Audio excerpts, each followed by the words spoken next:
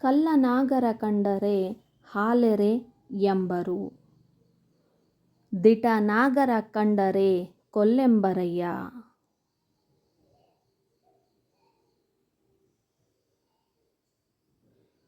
ಉಂಬ ಜಂಗಮ ಬಂದಡೆ ನಡೆಯಂಬರು, ಉಣದ ಲಿಂಗಕ್ಕೆ ಬೋನವ ಹಿಡಿಯಂಬರಯ್ಯ. ಕೂಡಲ ಸಂಗಮ ದೇವ. ನಮಸ್ಕಾರ ವೀಕ್ಷಕರೇ, ನಿಮ್ಮೆಲ್ಲರಿಗೂ ಜ್ಞಾನ ಬೆಳಗು ಯೂಟ್ಯೂಬ್ ಚಾನಲ್ಗೆ ಪ್ರೀತಿಯ ಸ್ವಾಗತ. ಹಾಗೆ ನಾಗರ ಪಂಚಮಿಯ ಶುಭಾಶಯಗಳು.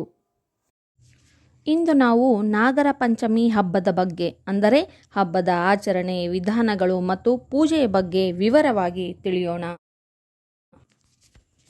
ಈ ಹಬ್ಬದ ಮಹತ್ವವೇನು?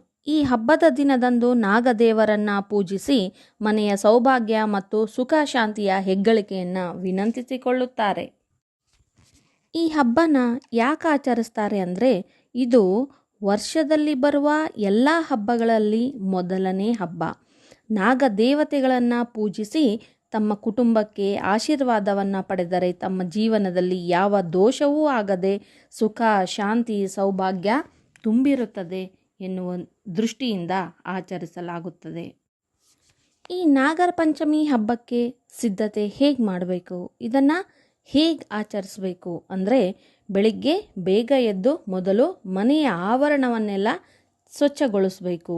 ಮನೆ ಮುಂದೆ ರಂಗೋಲಿ ಹಾಕಬೇಕು. ನಂತರ ಮನೆಯನ್ನು ಹೂವಿನಿಂದ ಅಲಂಕಾರಗೊಳಿಸಬೇಕು. ನಂತರ ಮನೆಯ ಬಳಿ ಇರುವ ದೇವಸ್ಥಾನದಲ್ಲಿ ಇರುವ ನಾಗರ ಕಟ್ಟೆಗೆ ಪೂಜೆ ಮಾಡಬೇಕು.